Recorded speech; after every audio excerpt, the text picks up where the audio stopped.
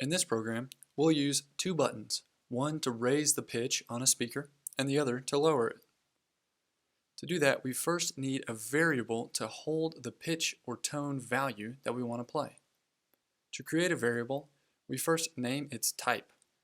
We want to use an integer variable shortened to int because our variable value is always going to be a whole number with no decimal places.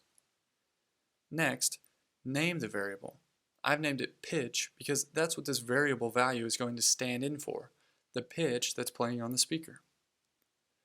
Next, use an equal sign and give your variable a starting value.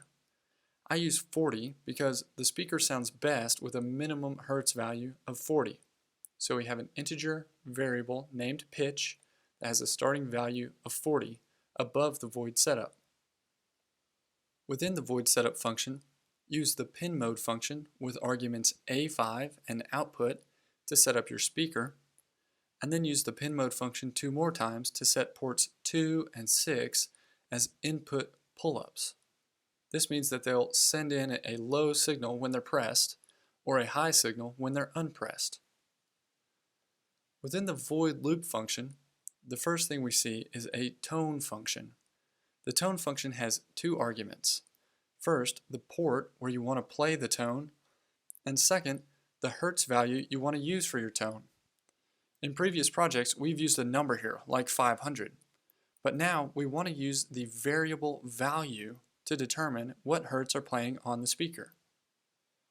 Next, we have an if statement. The if statement has 2 main parts.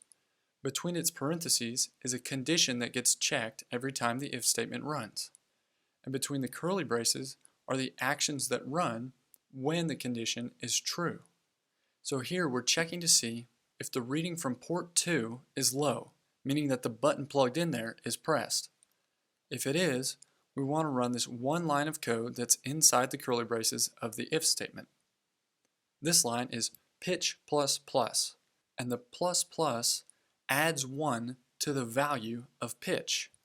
So if pitch is 40 at the top of the loop, you press button 2, the first time that line 15 runs, pitch will become 41. If the condition in the if statement is false, the actions of this if statement are skipped. And in this program, that means we're going to check the next if statement. The condition for this if statement checks if the button on port 6 is pressed and sending in a low signal. If it is pressed, the code between the curly braces will run. And here, that code is pitch minus minus. Pitch minus minus subtracts 1 from the value of the pitch variable. So if pitch is 40, and then you hold down button 6, the first time that line 19 runs, pitch is going to fall to 39. After both the if statements have been checked, and, depending on the conditions, been run, the code will reach the bottom of the void loop, jump back up, and play on port A5 whatever the value of pitch is at this time.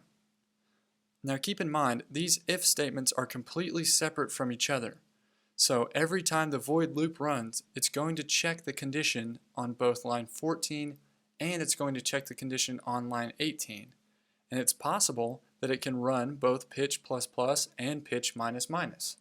If you hold down button 2 and button 6, the pitch won't change at all because this if statement will be true, raising pitch by 1, then the next if statement will be true, lowering pitch by 1, then the tone will play that pitch that has just been added to and then subtracted from. If you want to hear a change on the pitch, you'll have to hold down one of the buttons.